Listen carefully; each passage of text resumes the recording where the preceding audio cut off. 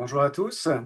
Donc ça est la deuxième session que je vais réaliser aujourd'hui pour vous. Donc c'est une fois qu'on a discuté de la version 26 AI, c'est comment est-ce qu'on l'utilise d'un point de vue développement. Alors, je vais partager mon écran. Hop, et voilà, donc c'est parti. Donc je m'appelle Loïc Lefebvre, je fais partie des équipes de développement de la base de données Oracle. Et on va discuter aujourd'hui de trois produits, en fait. Trois produits qui ont été réalisés pour le développement d'applications et qui gravitent en fait autour de l'écosystème de la base Oracle. Donc, sont disponibles gratuitement. Et nous allons commencer tout d'abord par l'extension pour VS Code, donc la nouvelle version de SQL Developer. Donc, déjà, je prends ma casquette de développeur maintenant, et on est bien tous d'accord que on a besoin de tout, de ressources, des laptops les plus puissants, plein de RAM. On veut des tutoriaux, on veut de la doc, et surtout, on veut des outils.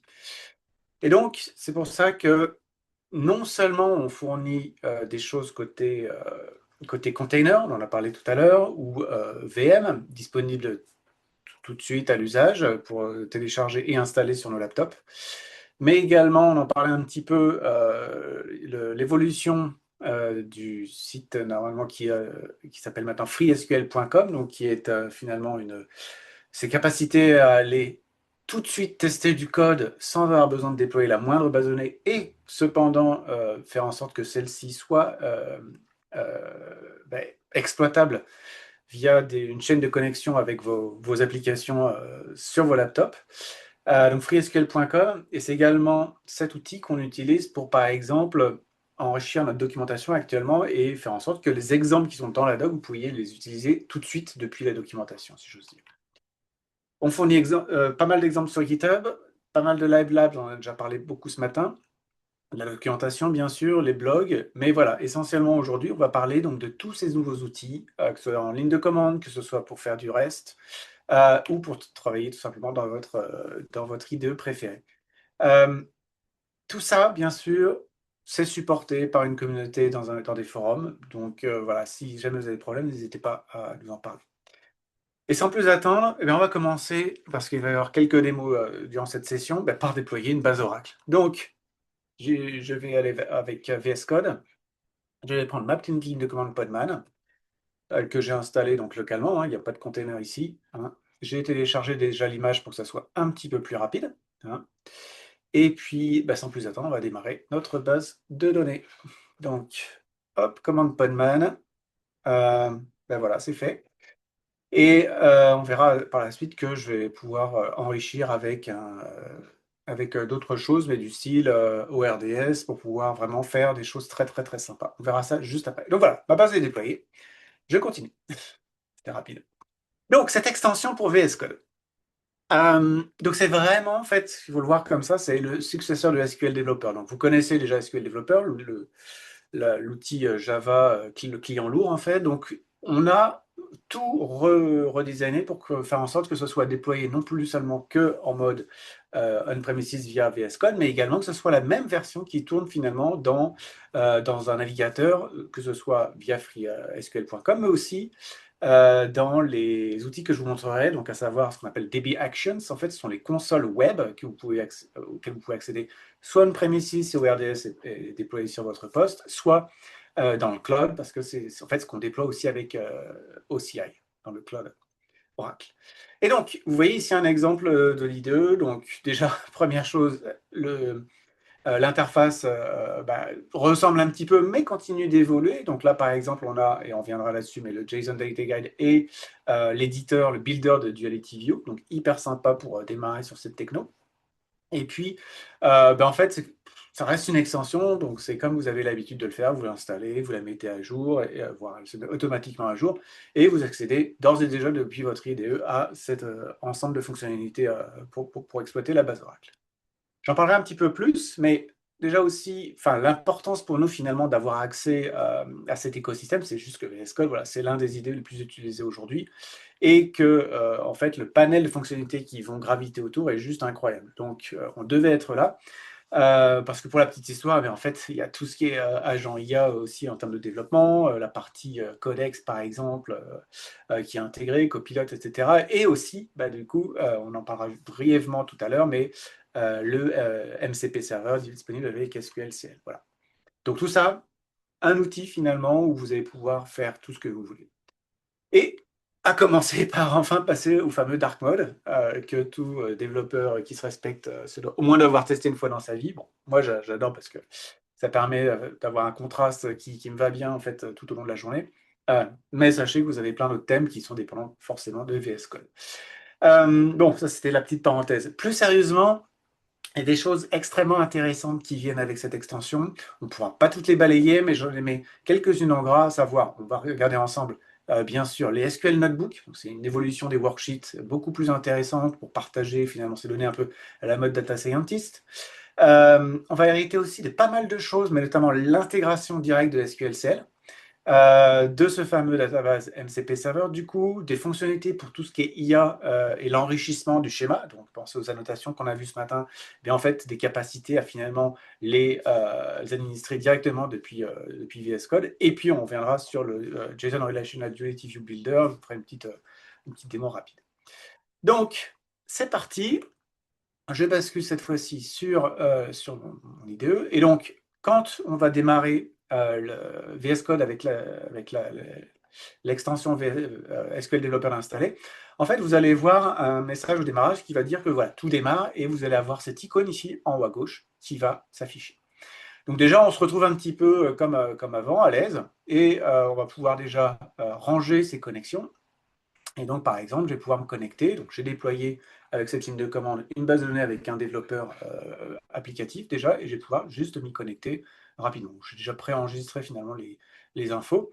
Et ce qui est assez sympa, c'est qu'en fait, bah, on se retrouve un peu comme à la maison. Des nouveaux menus, mais voilà, j'ai toujours accès à mes tables, à mes vues. Ici, le View Builder, on le verra tout à l'heure.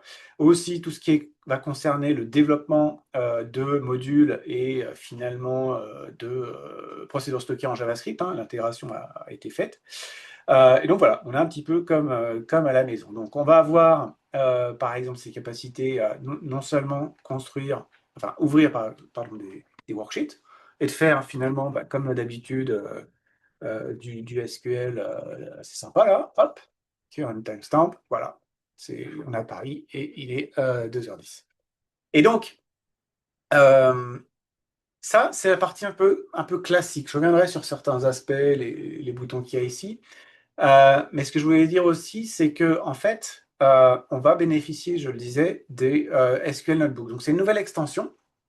Et ce qui va être hyper intéressant, c'est en fait que ils vont non seulement, ces notebooks, contenir à la fois la description, du markdown, des liens, donc vraiment mêler finalement le code et la description, la documentation.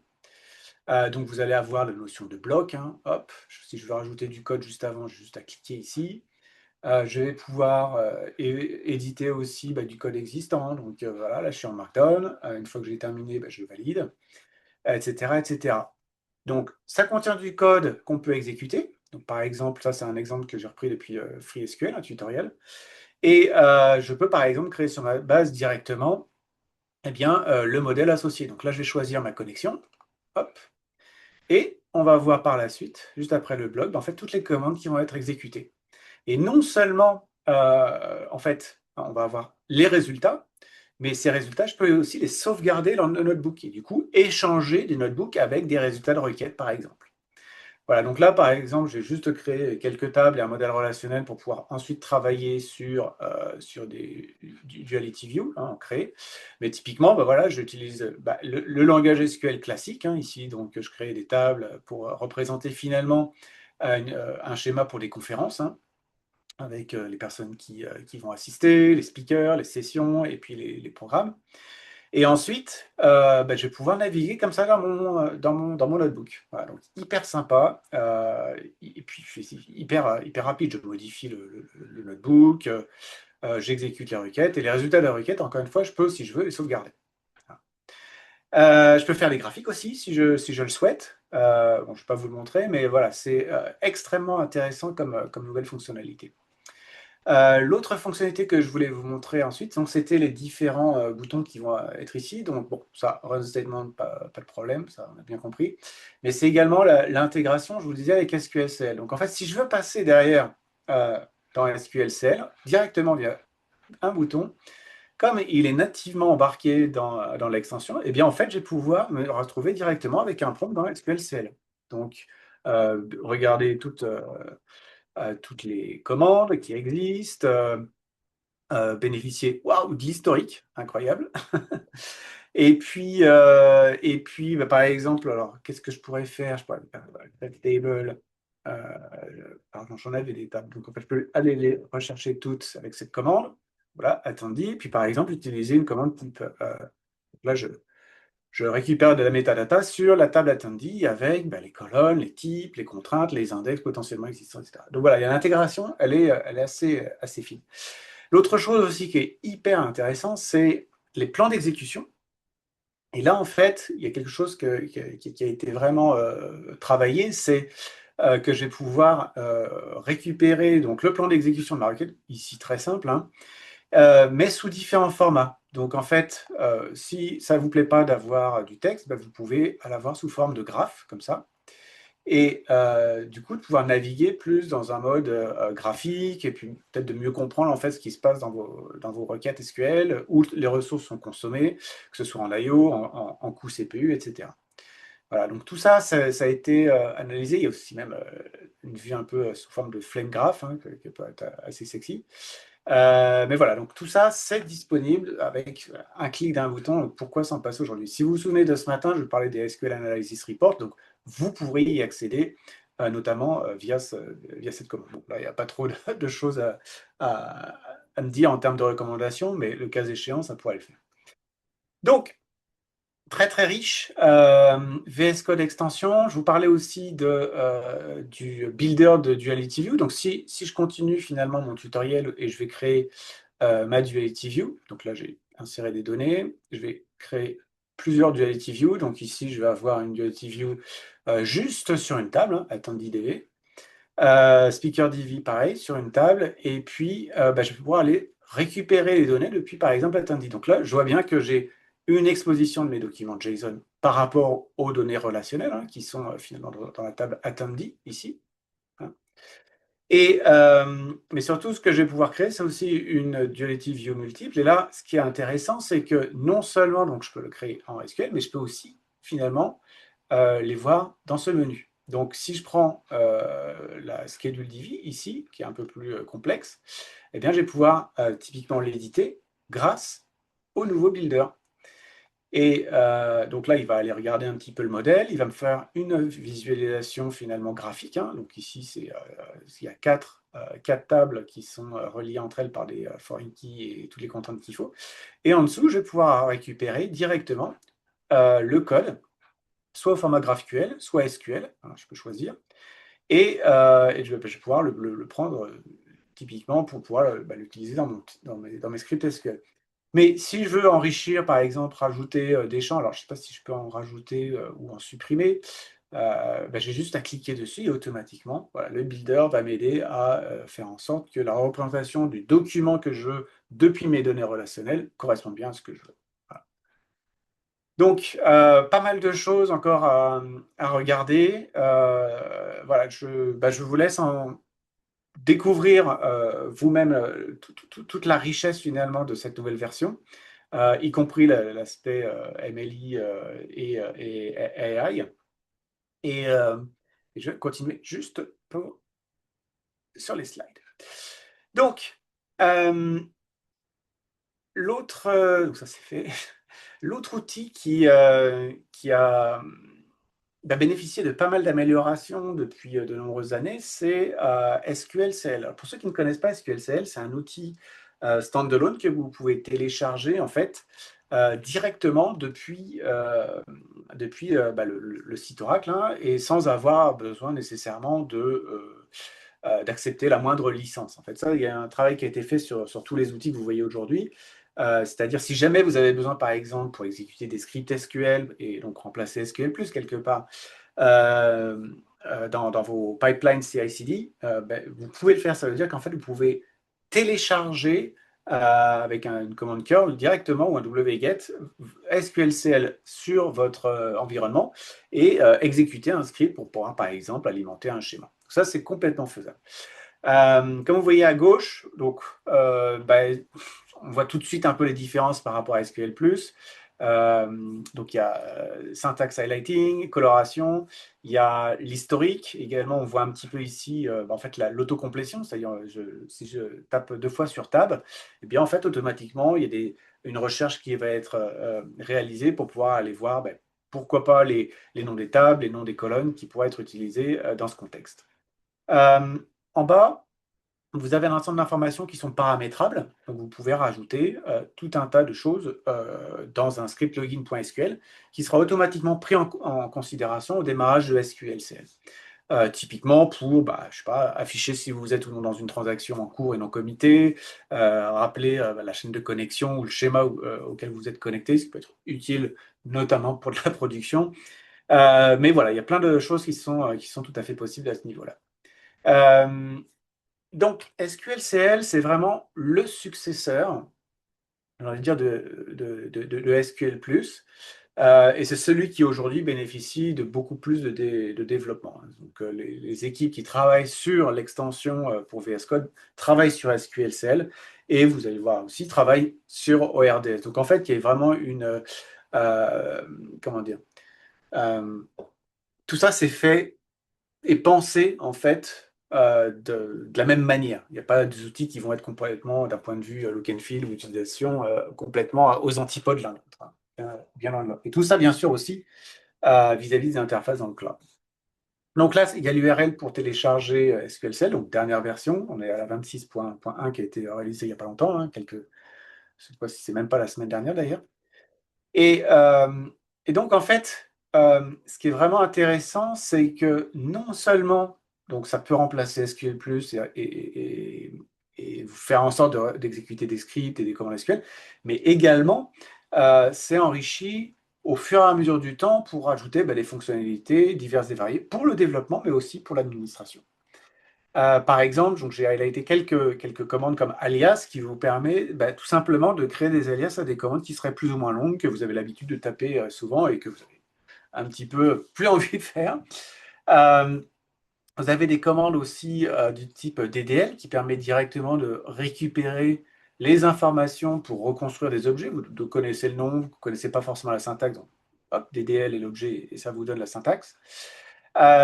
Vous avez également le format. Donc là, ça permet, j'avais un exemple, je crois, juste avant, mais qui permet notamment de faire des retours de requêtes SQL au format CSV, mais aussi au format JSON, au format texte complet, etc. Donc pas mal de capacités à ce niveau-là.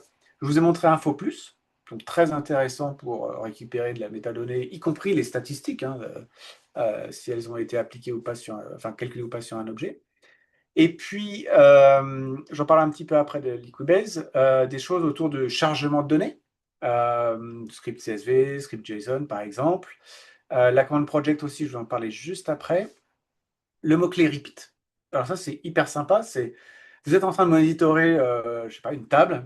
Vous attendez de voir ce qui se passe, ou une requête, hein, via une requête.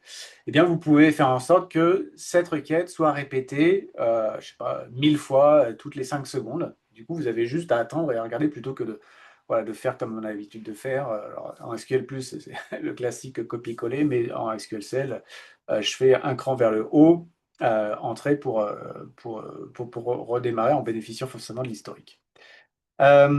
La commande script permet de faire des choses au niveau MLI, hein, donc d'aller attaquer les procédures stockées en JavaScript. Et je vous montrerai un petit peu un exemple après.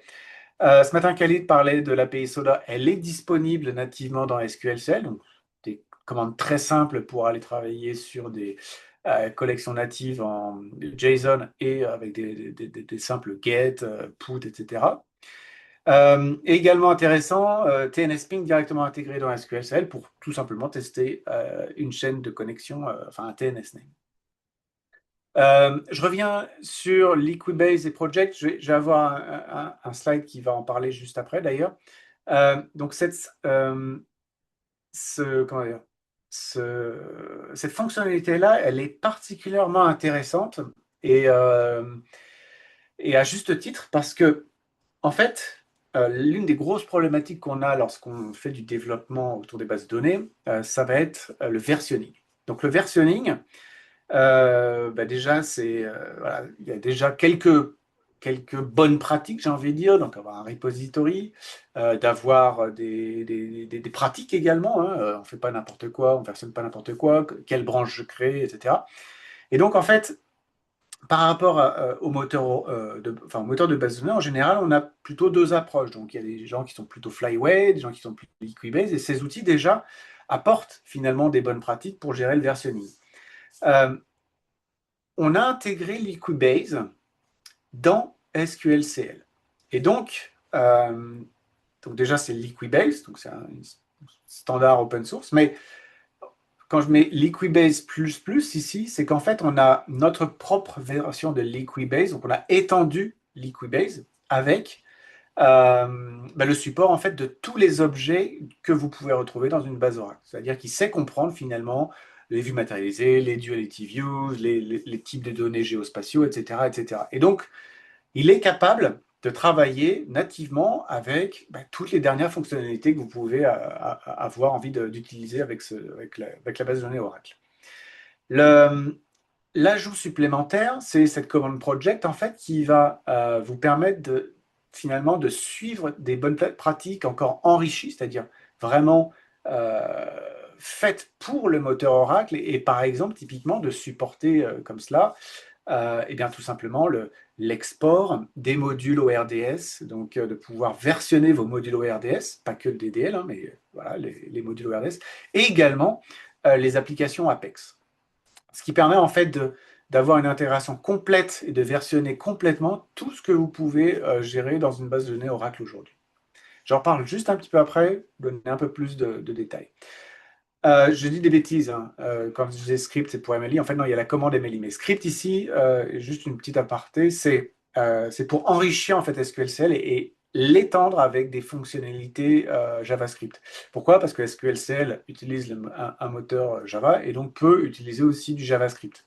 Et donc, ce faisant, vous pouvez enrichir typiquement SQLCL avec vos propres modules et fonctionnalités. Voilà. Donc MLI, ça c'est la commande vraiment pensée pour l'intégration avec les fonctionnalités donc MLI Multilingual Engine. Et ça c'est la partie donc, qui a commencé en 21C mais qui s'est très fortement renforcée en 26 AI pour construire des procédures stockées en JavaScript. Ces procédures stockées en JavaScript, elles peuvent être utilisables ensuite dans vos requêtes SQL, en PLSQL, et elles peuvent notamment être basées sur des modules que vous pouvez importer directement dans la base. Donc si vous avez par exemple, je crois qu'il y avait un exemple ici avec Faker.js, donc qui sert à générer des données aléatoires, hein, pourquoi pas pour les test cases, eh bien vous pouvez directement en fait charger le fichier JavaScript, créer un module au passage et ensuite l'exposer pour vos requêtes SQL et l'utiliser comme ça. Donc MLI, la commande, directement intégrée également dans SQLC. Donc je reviens sur la partie project. Donc ça c'est vraiment peut-être une grosse nouveauté pour SQLCL dernièrement. C'est en fait vraiment à la fois le design de l'arborescence idéale pour versionner vos DDL en fait. Et également les bonnes pratiques, donc à savoir travailler sur des feature branch, faire du merge ensuite correctement dans la vue main, dans la branche main, et puis gérer et bien surtout le delta, c'est-à-dire les scripts. Une fois que vous allez pouvoir construire vos modules de déploiement, en fait, vos artefacts, eh bien, vous allez aussi bénéficier automatiquement et hériter du changelog basé sur Liquibase. Et donc, ce faisant, vous allez pouvoir non seulement versionner votre code, mais aussi penser au déploiement et éviter les erreurs basiques de je rajoute une colonne à une table, ce qui veut dire en prod, je la drop et je la recrée avec une autre table et au passage j'ai perdu toutes les données. Non, là on a vraiment les commandes alter table qui vont être définies et celles qui sont vraiment dernière génération comprises par la base Oracle. Donc ça, c'est extrêmement intéressant. S'il y avait peut-être une seule fonctionnalité qui justifierait l'emploi d'SQL, c'est bien celle-là, à mon sens. Et à ce titre, en fait, donc on a travaillé ensemble dans notre équipe. J'ai un collègue qui s'est efforcé de rédiger un document d'à peu près 70 pages qui explique, en fait, qui rappelle les best practices, donc notamment autour enfin, les bonnes pratiques pour faire du DevOps, autour de la base Oracle. Donc, ils vont rappeler, en fait, avec des exemples, les bonnes pratiques pour ce type de commande, SQLCL Project, mais également qui vous présenter tout un tas d'autres fonctionnalités, toutes plus utiles les unes que les autres, comme par exemple Edition-Based Redefinition, qui pourrait vous aider à déployer dans une base de données eh bien, deux versions de votre application en parallèle pour pouvoir faire un switch ou des tests AB sur des nouvelles fonctionnalités et puis faire un reverse si jamais ça ne va pas. Du canary testing, pardon. Donc voilà, donc extrêmement intéressant et qui justifie à lui seul, à mon sens, vraiment de se pencher sur cet outil si vous ne le connaissez pas déjà. La dernière fonctionnalité qu'on a rajoutée, et peut-être que vous en avez déjà entendu parler hier, c'est SQLCL avec ce MCP Server. Donc, MCP Server, c'est le nouveau protocole pour laisser vos LLM parler un petit peu avec des outils. Ici, on offre tout simplement les capacités via SQLCL à aller parler avec une base Oracle. Donc cette base Oracle, bien sûr, selon les besoins, il faudra la sécuriser. Il y a des sessions qui arrivent juste après pour ce faire. Mais surtout, en fait, voilà, c'est cette capacité finalement à laisser les LLM tester des requêtes, tester des modèles et finalement vous offrir plus de souplesse dans vos workflows de développement et de design, hein. Donc c'est vraiment l'un des outils phares. Donc c'est pas compliqué, c'est un petit fichier de configuration comme d'habitude et puis un SQLCL-MCP et c'est démarré, c'est accessible. Voilà, grosse nouveauté sur cette partie-là. Je vais juste voir s'il y a peut-être des questions. Alors, quelques questions. Je regarde rapidement. Ok.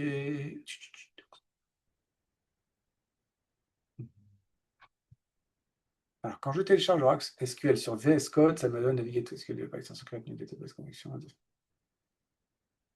Laquelle je devrais choisir? En fait, les connexions, c'est vous qui allez les définir et éventuellement, elles peuvent récupérer des anciennes connexions que vous pourriez avoir déjà créées avec le SQL Developer Standard.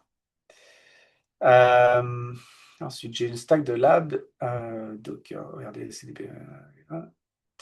La question, est-ce que je peux connecter Olama comme LLM pour la base de données, mais ça des différents modèles pour le RAG ou comme assistant à la Oui, donc tout à fait, ça a été pensé pour ça, hein.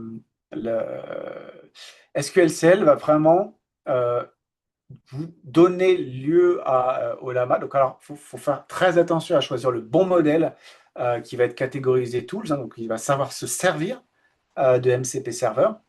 Mais en fait, c'est qu'une problématique ensuite de déclarer le SQL CLMCP dans le fichier de configuration associé à Olama. Voilà. Mais bien sûr, c'est exactement fait pour ça. Exactement. Donc, je continue sur ORDS. Alors, Oracle REST Data Services, ce n'est pas un outil nécessairement nouveau, mais à mon sens, il est vraiment sous-utilisé, sous-exploité aujourd'hui. C'est-à-dire, on a des cas d'usage extrêmement intéressants, par exemple sur des architectures type j'ai un front-end qui va parler avec mon back-end. ORDS sait parler REST, et pas que, hein, parce qu'il est utilisé par exemple pour Apex, pour faire les gateway entre les appels HTTPS et puis la base de données. Il sait aussi, c'est lui qu'on utilise notamment dans l'API MongoDB aussi pour faire parler le monde MongoDB avec une base Oracle. Donc en fait, ça sert de passerelle à tout un tas de choses et notamment le reste. Et donc, comme les autres outils, il évolue. Donc on est aussi pareil en version 26.1. Et c'est un produit qui offre un nombre d'outils pour le développement qui est juste incroyable. Donc, je vous en ferai quelques démos juste après. Alors, hop. Donc, déjà, premièrement, ce que je voulais dire aussi, c'est que c'est l'un des outils qui vraiment a permis aujourd'hui à un client donc, qui s'appelle Sphere de déployer. Alors, c'est un cas d'usage assez sympa parce qu'en fait, eux, ils sont allés complètement en mode découverte dans le cloud Oracle avec une base de données 26 CI et puis tout de suite, ils ont voulu mettre en œuvre ce qu'on leur avait dit ce matin, par exemple, la base de données convergée.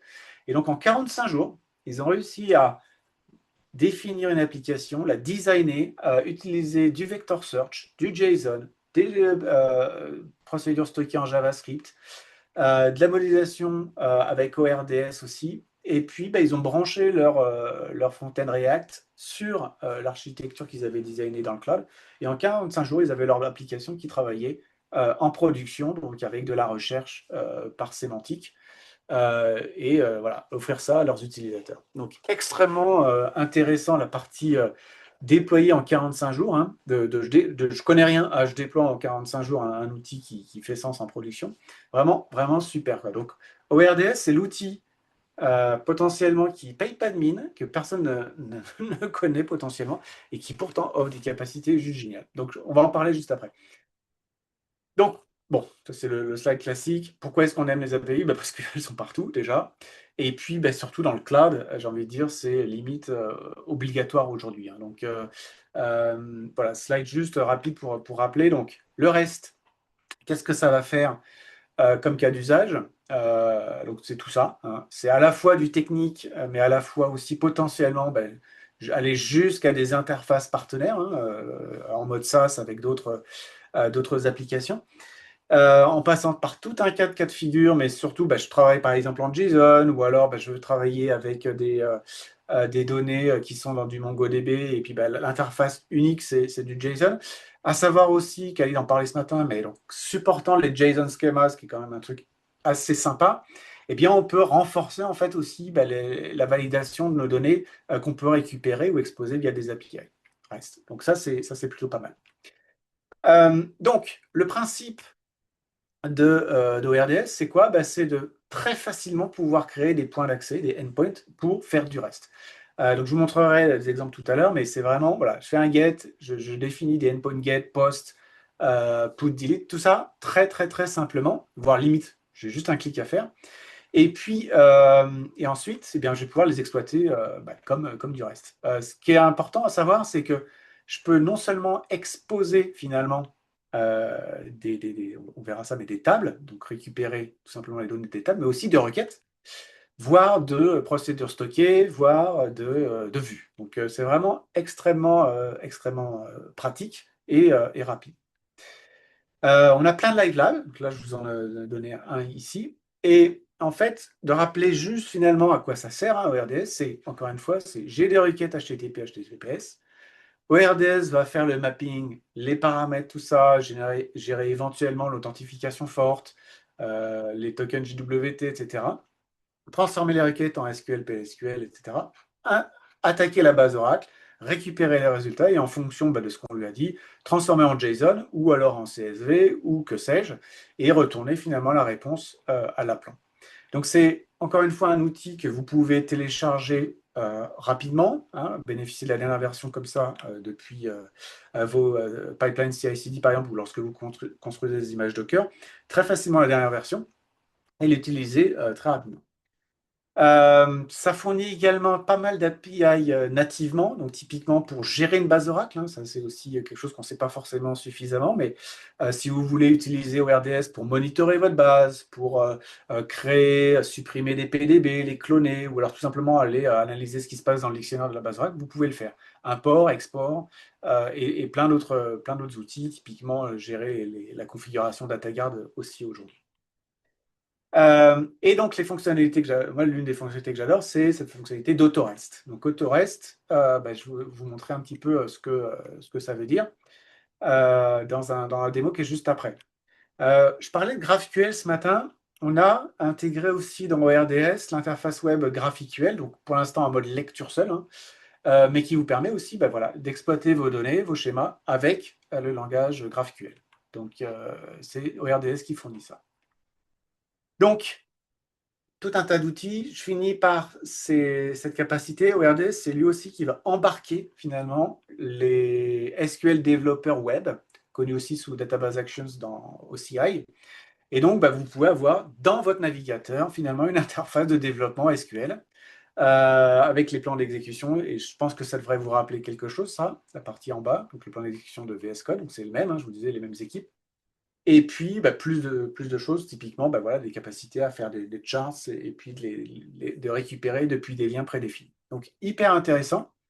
et tout ça depuis votre navigateur. Donc, c'est parti pour la démo. Donc, j'ai déployé une base Oracle ici. Il va falloir que je déploie ORDS. Et donc, pour ce faire, eh bien, je vais aller chercher mon petit script. Hop. Donc, installation, je vais mettre ici. Donc là, c'est la configuration. Donc, ORDS n'est pas installé dans ma base de données. Et je vais l'installer tout de suite. Donc, hop, je passe ici. Celui-là, voilà. Alors, c'est plutôt par une ligne de commande.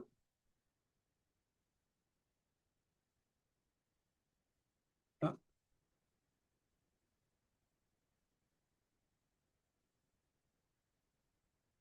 et c'est parti. Donc, je mets une variable d'environnement. Je passe les bonnes commandes qui vont bien. Et hop, je passe les bons mots de passe. Alors, je vais peut-être réduire ça parce que c'est peut-être pas en full screen. Donc là, j'installe en fait ORDS dans un schéma. Donc j'ai des IP, en fait, je l'ai téléchargé, j'ai des IP, hein, tout est dans le répertoire ORDS latest. J'ai créé une variable d'environnement pour un folder config, et donc toute la partie installation va à la fois enrichir le répertoire config avec des documents ici, hein, des fichiers de configuration, mais aussi va enrichir finalement la base de données qui est déployée dans mon conteneur Docker. Voilà, c'est terminé. Donc maintenant, ben, je vais finir juste deux, trois trucs. Donc, ça, c'est les commandes un peu classiques pour pouvoir hop, configurer certains paramètres comme activer le MongoDB API, ou ici standalone HTTP port, c'est pour l'interface web pour SQL développeur. Et puis, ben, je vais démarrer comme il se doit ici avec hop, la commande serve. Donc là, ORDS est démarré. Je vais avoir le port 80 qui va être utilisable. Et donc, bah là, c'est bon. ORDS est disponible et je vais pouvoir l'utiliser comme se faire. Donc là, ORDS développeur. Donc si je rafraîchis la base, voilà, bien sûr, il va falloir juste que je me reconnecte. Hop. Donc là, je vais avoir accès à mes outils, y compris un portail Apex si Apex est installé. Et donc là, je vais me rendre directement sur alors, oui, alors il y a juste un détail qu'il ne faut pas oublier de faire, c'est d'activer en fait au niveau du schéma, donc c'est ORDS, enable schema. Donc là, avec cette commande-là, je déclare en fait le point d'entrée comme étant développeur pour me connecter à mon schéma et donc voir finalement qu'est-ce qu'il y a dans mon schéma. Donc, typiquement, je peux aller faire du SQL. Hein. Donc là, ça va être l'interface que vous avez vue dans tout ça. Donc, je retrouve bien les tables que j'avais créées tout à l'heure. Je peux aller voir différents types d'objets aussi. Hein. Et puis, je vais pouvoir faire tout un tas de choses, donc la requête SQL, depuis ce panel-là. J'ai tout un tas d'outils qui existent, hein, modélisation, mais ce qui va m'intéresser aujourd'hui, ça va être la partie REST. Donc, hop, allez, go dans la partie REST. Donc ici, c'est l'interface classique pour déclarer mes modules et mes endpoints. Et donc, je disais tout à l'heure que j'aimerais bien, en fait, directement avoir un accès, typiquement, à mes tables en REST. Donc, je repasse sur la partie SQL. Je regarde, par exemple, les speakers. Donc, hop, speaker. Et donc, ici, j'ai deux lignes, d'accord? Eh bien, si je veux, je peux faire bouton droit ici, REST, enable. Hop, je fais enable, et c'est terminé. Donc là, je vois ici, j'ai l'icône branchée. Donc, j'ai en fait accès via du REST à mes données de ma table speaker. Et donc, typiquement, ce que je peux faire par la suite, c'est dire, c'est quoi les commandes curl, l'exemple, pour pouvoir aller faire une récupération de toutes mes lignes, une seule ligne. Donc là, je vais avoir un paramètre qui va être finalement la primary key que je vais pouvoir aller intégrer. Et donc, si je prends cette chaîne de caractères ici et que je la teste finalement comme se faire, donc là, il attend le paramètre 1 pour l'APK, et bien, hop, j'ai automatiquement accès en REST alors les données brutes, c'est ça, hein, à une représentation en JSON de mes données, de ma table, sans rien avoir codé. Donc, j'ai tous les endpoints que je veux. faire du post pour rajouter une nouvelle ligne, faire du put éventuellement pour modifier, delete, et même du batch load. Donc, je peux passer un fichier au format CSV avec les bonnes valeurs dans les bonnes colonnes, et automatiquement, je vais pouvoir utiliser ce endpoint pour charger massivement ma table. Donc voilà, hyper pratique, un bouton, je veux le désactiver, je fais juste disable et c'est terminé. Donc auto-rest pour ORDS. Bien sûr, ça ne s'arrête pas là, il y a plein d'autres choses. On va continuer juste après. Je regarde juste si j'avais. Ouais. Je vais passer là. Donc en fait, l'un de mes collègues qui s'appelle Jeff Smith, lui, il est responsable en fait de tous ces produits. Et typiquement, il maintient un blog qui est extrêmement riche, donc que je vous encourage absolument à suivre. Et typiquement, je me suis servi d'un de ces tutoriels pour la démo suivante. Donc, quand on travaille avec ORDS, et donc je vais repasser sur la vue reste ici, ce qui va être important de voir, en fait, c'est comment je vais construire finalement les appels REST et qu'est-ce que je peux faire. Parce que de par le fait de la richesse, en fait, des fonctionnalités, je peux vite être perdu. Donc, typiquement, il y a des divers bonnes pratiques, hein, mais ça passe tous par à peu près la même approche. Donc, je ne vais pas vous montrer la partie sécurité avec OAuth, hein, qui est gérée ici. Mais sachez que c'est complètement intégré et forcément pour les use cases pour la sécurisation des transferts de données, donc gérer les timeouts, OAuth 2, etc. Tout ça, c'est géré. Mais donc là, on commence toujours par la même approche, c'est, eh bien, je vais créer un module. Et donc, par exemple, hop, create module, donc je vais donner un nom. Donc, je peux lui dire, je sais pas, com.rest.debug. Et donc, l'une des choses qui nous plaît à chaque fois, c'est comment est-ce que je peux débugger en fait mes appels REST. Donc, typiquement, je vais vous montrer comment je crée rapidement un endpoint pour accéder finalement à un ensemble d'informations qui vont participer finalement au contexte de l'appel REST. Donc, vous montrer comment est-ce qu'on peut y accéder rapidement. Donc là, je vais créer un module, je lui donne un nom ici, et puis en fait, je vais le mapper avec un chemin d'accès. Donc là, j'appelle ça debug, hein, tout simplement.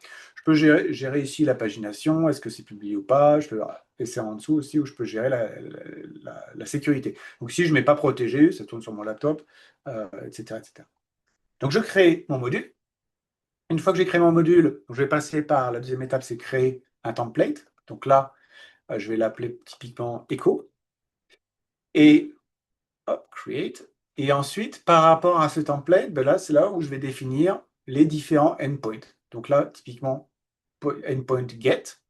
Et endpoint get, je vais lui dire, le résultat, ça va être ici, ce n'est pas le résultat d'une requête, ce n'est pas un item du résultat d'une requête, donc une requête, on s'attend à avoir finalement un seul élément. Ce n'est pas non plus le téléchargement d'un document que j'aurais stocké dans un blob. Ce n'est pas une requête qui me retourne du CSV, mais ça va être un bloc PLSQL. Et ce bloc PLSQL, en fait, je peux aller le chercher, d'accord, et le taper moi-même, donc begin, etc. Mais ce que je voulais montrer, c'est qu'en fait, ça, c'est l'approche finalement manuelle, interface graphique, mais sachez que je peux. En fait, je peux le faire aussi via VS Code. Et donc, via VS Code, je vais tout simplement aller chercher un notebook qui va embarquer nativement, en fait, le code PLSQL pour créer mon endpoint. Et hop, en un clic. Alors, bien sûr, il y a la partie. Ah oui, parce qu'il existe déjà, donc peut-être que ça ne va pas le faire. Alors, je vais juste le supprimer. Hop, overview, module, les templates. Donc, je supprime tout ce que je viens de faire. Hop, module. Voilà. Donc, je exécute. Et voilà. Donc là, ça a été créé. Et donc, on voit qu'en fait, on peut s'interfacer avec ORDS et créer des endpoints également, juste avec du code PLSQL ici, avec mon endpoint. Et ici, le corps, en fait, du endpoint en PLSQL, ça va être ce code-là, que je peux retrouver d'ailleurs. Donc, si je rafraîchis ici la page, dans l'interface graphique ORDS. Je vais mettre en plus grand. Voilà. Donc là, je vais regarder mes modules. Donc, j'ai bien debug, j'ai bien le template echo. Et là, j'ai mon endpoint get. D'accord? Et ce endpoint get, eh bien, en fait, on se rend compte que bah, c'est bien le code PLSQL que j'avais défini, qui va faire bah, peu de choses, hein, mais clairement, il va dire la réponse en retour, c'est du textplain, avec le charset suivant. Je vais aller écrire sur la sortie standard, donc qui va être la réponse, l'environnement de ma requête. Et on voit ici, par exemple, que j'utilise des variables préexistantes qui sont définies à droite ici, qui participent en fait de bah, comment je peux construire mes requêtes REST et les utiliser, donc exploiter automatiquement bah, les payloads qu'on pourrait avoir associés à mon appel REST, ici au format blob, ici au format club, les content types, et puis on peut aussi définir, si je veux, là c'est pas le cas, mais des paramètres de requêtes qui seraient dans le header HTTP, qui seraient passés sur l'URL ou qui seraient un fichier JSON attaché à la requête via un post, par exemple. Donc, j'ai bien mon endpoint. Bah, qu'est-ce qu'il nous reste à faire? Bah, c'est juste de le tester. Donc là, hop, je le teste dans un autre onglet ici.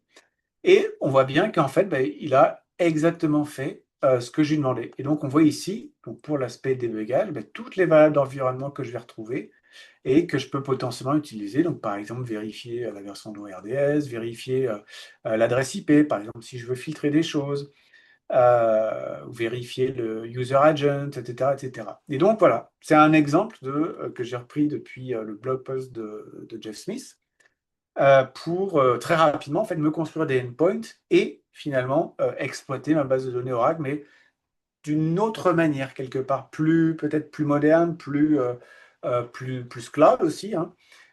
Mais voilà, qui est disponible. Ben, en fait, vous avez vu, hein, en 10 minutes, c'était installé et l'exemple, après, j'ai plus qu'à commencer. Donc, soit exploiter mes données, soit exploiter des requêtes SQL, soit directement aller faire du PLSQL plus ou moins complexe.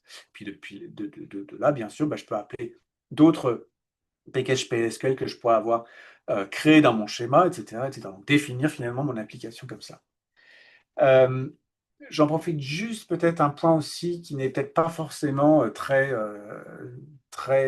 voilà, dont on parle pas souvent beaucoup, mais c'est pour toutes les personnes qui sont sur OCI. Euh, donc dans OCI, on a des SDK, hein. Donc ça va être là, voilà. Et donc typiquement, les SDK, ça permet quoi? Ben, ça permet en fait, si on veut pas travailler avec OCI CLI, par exemple pour déployer des VM, déployer des bases de données ou d'autres services cloud plus ou moins complexes. Ben en fait, on a des SDK pour pouvoir faire la même chose, s'interfacer avec le control plane du cloud Oracle en Java, en Python et en PLSQL. Donc ça veut dire quoi? Ça veut dire qu'en fait, donc, ce SDK for PLSQL, il est déployé nativement sur toutes les bases de données Autonomous Oracle. Et donc, eh bien, je vous ai montré via ORDS qui est disponible avec les bases de données Oracle aussi nativement, Autonomous, hein, que vous pouvez en fait, via des modules ORDS déployés dans votre base Autonomous, eh bien, aller piloter finalement vos assets cloud de votre tenant OCI et créer des VM, déployer des services, utiliser des services entre eux, récupérer par exemple des documents depuis un object storage et en PLSQL les traiter, faire du SQL par-dessus, etc. Donc c'est d'une richesse, pas forcément suffisamment, à mon sens, finalement, trop discuté, hein, mais voilà. Donc, vous avez l'information aujourd'hui. J'espère que potentiellement ça servira à quelqu'un aujourd'hui. Pourquoi pas? Voilà, donc ORDS, c'est une pépite. On n'a pas parlé de Liquibase, on n'a pas parlé de l'intégration de JSON, des charts pour pouvoir justement faire ces reports qu'on peut réutiliser avec des liens directement, de voir en fait toute la partie aussi scheduling, de ce qui tourne dans une base Oracle, de déclarer ses jobs et de faire un suivi ici, de faire du data pump. Voilà. C'est extrêmement riche, et encore une fois, c'est vraiment l'interface aujourd'hui entre pas mal d'outils, pas mal de cas d'usage et la base Oracle. Voilà. Je vais juste regarder s'il y a des questions. Hop. Alors, est-ce que les outils de test de sécurité de l'API sont compatibles avec Oracle DB ou on peut bien avoir de petits problèmes? Est-ce que les outils de test de sécurité de l'API... Alors, les APL REST qui sont faits restent du REST, hein. Donc, en fait, les bonnes pratiques de sécurité côté REST, hein, token O2, JWT, tout ça, c'est important. L'interfaçage entre ORDS et une base Oracle d'un point de vue sécurité, ça reste complètement compatible, hein. C'est ni plus ni moins qu'un client JDBC qui attaque une base Oracle. Donc, si la base Oracle, l'utilisateur, bah, vous gérez bien les mots de passe, on ne peut pas y accéder, donc ça c'est un sujet. Si vous mettez les bons droits, les rôles, etc., l'activation de Deep Data Security, vous allez voir juste après, etc., ça reste compatible, complètement. Ensuite, alors, un petit tour en anglais.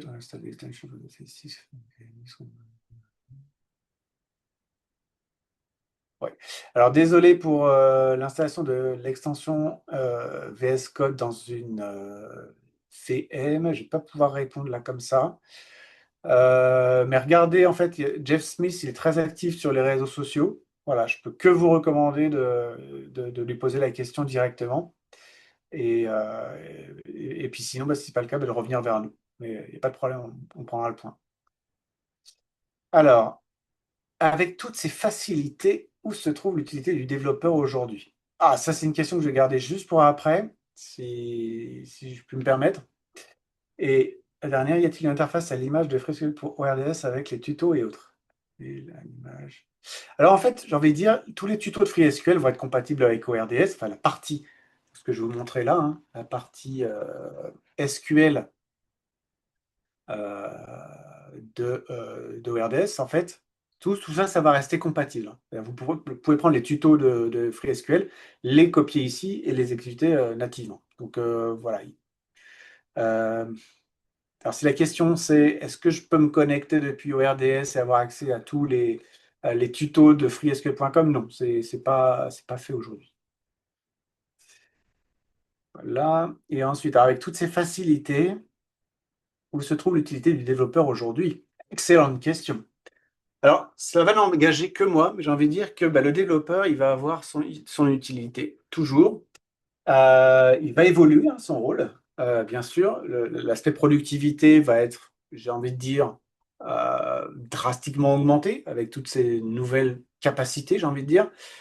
Et finalement, bah, le développeur va être là pour contrôler plusieurs choses, c'est-à-dire à la fois bah, ce qui est en entrée finalement de tous ces nouveaux outils, hein, que ce soit bah, du script de DDL écrit à la main ou générer ou des prompts qui vont générer du DDL typiquement, parce que jusqu'à présent, bah, je n'ai pas vu trop de, voilà, comment dire, les spécifications fonctionnelles d'une application, bah, ça reste encore quand même quelque chose de relativement humain.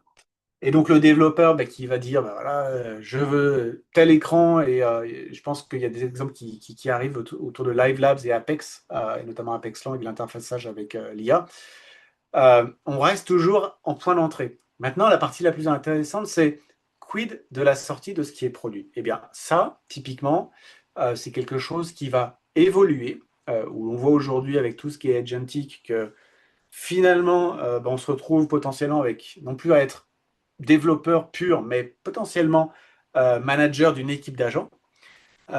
Et que bien sûr, il faudra toujours contrôler ce qui est fait. C'est-à-dire, on a un point essentiel à gérer, ça va être la maintenabilité dans le temps, la dette technologique aussi appelée. Et finalement, il faudra toujours quelqu'un pour contrôler, qu'on ne va pas déployer du code potentiellement complètement pas sécurisé et qui permet d'avoir des attaques zéro day sur nos données. Donc voilà, il y a tout un tas de choses. C'est des pistes. Je ne dis pas que j'ai la science infuse par rapport à ça, mais moi je vois l'IA aujourd'hui comme vraiment, encore une fois, des nouvelles capacités pour les développeurs, et pas que, hein, c'est les développeurs au sens très large du terme, ça peut être aujourd'hui les business users, hein, complètement. Et donc, voilà, c'est vraiment. Alors, ça peut faire peur, mais je pense que ceux qui disent que tous les développeurs seront remplacés par l'IA aujourd'hui bah, se trompent. Voilà, tout simplement. Évolution du rôle, certes, remplacement total, je n'y crois pas une seconde. Allez, on revient sur RDS. Donc, est-ce que RDS needs to install its... Oui, tout à fait. RDS, il a des composants installés dans la base de données. D'ailleurs, je l'ai montré peut-être très rapidement, mais ici, où en fait on voit bah, tous les objets qui sont installés. Donc ça, c'est une manip à faire une fois dans la PDB cible, hein. Et ensuite, on peut utiliser ORDS. Donc oui, oui, oui, il y a des composants, bien sûr, dans la base de données. Il nous reste encore peut-être 3 minutes.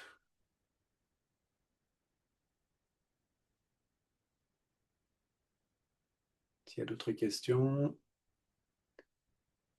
Et puis, bah, s'il n'y a plus de questions.